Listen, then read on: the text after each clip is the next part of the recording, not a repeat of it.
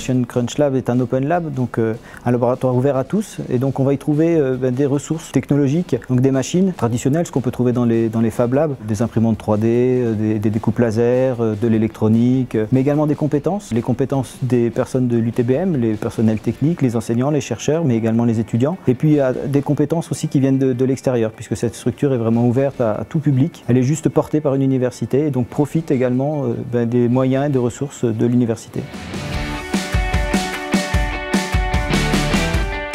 On est aujourd'hui ouvert, on va dire, plus ou moins depuis un an. On a un peu plus d'une centaine d'adhérents qui viennent de nos étudiants, hein, bien entendu, de la population étudiante, mais pas uniquement. C'est également des entreprises et des particuliers. On a également des grands comptes qui nous proposent des projets, des prestations, donc qui nous permettent aujourd'hui de recruter des nouvelles personnes pour travailler sur les projets. Des dizaines, de centaines de personnes tout au long de l'année passent le long de nos bâtiments sans jamais oser y rentrer, alors que pourtant on est une université publique. Donc l'idée de départ de ce projet, c'est de vraiment ouvrir les compétences, s'ouvrir vers la cité, vers le tissu socio-économique et apporter des compétences à ceux qui en ont peut-être le plus besoin, c'est-à-dire les PME, les TPE, pour les aider à franchir la transition numérique, mais également les particuliers. On parle d'acculturation, de sensibilisation à la technologie, des plus jeunes, mais aussi des seniors.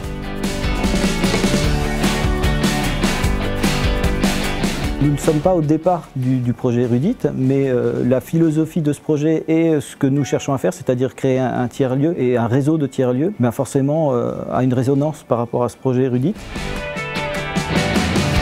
Et c'est grâce au service du numérique qu'on a pu accéder à tous les partenaires du projet Erudite. Ça nous a ouvert beaucoup de portes, ça nous a fait rencontrer des gens passionnants, motivés, avec des projets très pertinents, et ça permet d'aller plus vite et d'échanger sur les compétences. C'est cette mise en réseau et ces contacts et ce support qui aujourd'hui est très important pour nous, pour collaborer tous ensemble.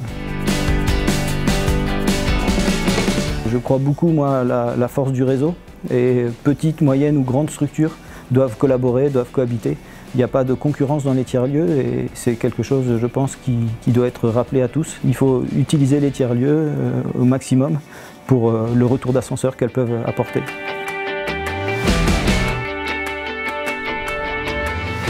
Je crois beaucoup, moi, au rapport gagnant-gagnant, c'est-à-dire au soutien que peuvent s'apporter les uns et les autres. Les petites sociétés peuvent continuer à faire vivre les tiers-lieux en leur proposant de travailler avec elles, en leur proposant d'être accompagnés par les tiers-lieux sur tout ce qui est transition numérique. Dans les tiers-lieux, il y a beaucoup de personnes qualifiées, de geeks, qui ne demandent qu'à transmettre leurs compétences. Puis d'un autre côté, il y a des gens qui ont besoin et puis qui disposent de beaucoup d'autres compétences. Donc on trouve un équilibre entre tous ces acteurs.